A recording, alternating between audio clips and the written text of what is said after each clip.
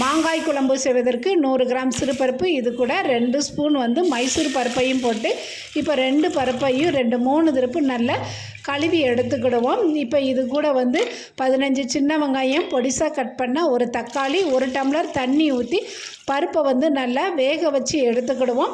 இந்த அளவுக்கு பருப்பு வந்து நல்லா வெந்துட்டு இந்த அளவுக்கு வெந்தால் போதும், ரொம்ப குழைய வேக வைக்க வேண்டாம். இப்போது தாளிச்சுக்கிடலாம். கடுகு பொடிஞ்ச உடனே வந்து 1 ஸ்பூன் வந்து ஜீரகம் போட்டுக்கோங்க. சின்ன வெங்காயம் 2ஆக கீறினா பச்சை மிளகா அதையும் இது கூட போட்டுக்கிடலாம். இப்போ வந்து தட்டின இஞ்சியோடைய வாசனை வந்து அருமையாக இருக்கும். இந்த குழம்புக்கு 1 ஸ்பூன் காயப்பொடி, 1 ஸ்பூன் வந்து உளுந்து, கருவேப்பிலை எல்லாத்தையும் போட்டு நல்லா இதை வதக்கி விட்டுக்கிடுவோம். வெங்காயம் நல்லா வதங்கின உடனே பொடிசாக கட் பண்ண ஒரு தக்காளி, 1/2 ஸ்பூன் வந்து மஞ்சப்பொடி, 2 ஸ்பூன் வந்து வத்தத்தூள், 1/2 ஸ்பூன் வந்து உப்பு எல்லாத்தையும் போட்டு நல்லா வதக்கி விட்டுக்கிடுவோம்.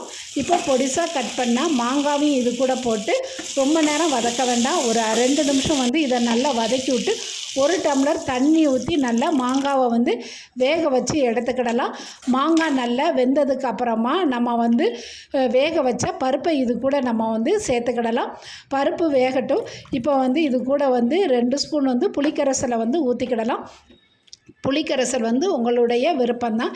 இப்போ குழம்பு வந்து ஒரு 5 நிமிஷம் கொதிக்க வச்சு எடுத்தால் சுவையான மாங்காய் குழம்பு ரெடி ஆகிட்டு, இதை வந்து சூடான சாதத்தோடு ஊற்றி சாப்பிடும்போது நல்ல அருமையாக இருக்கும். கண்டிப்பாக நீங்களும் இந்த மாதிரி ட்ரை பண்ணி பாருங்கள். இந்த வீடியோ பிடிச்சிருந்தா லைக் பண்ணுங்கள், ஷேர் பண்ணுங்கள்.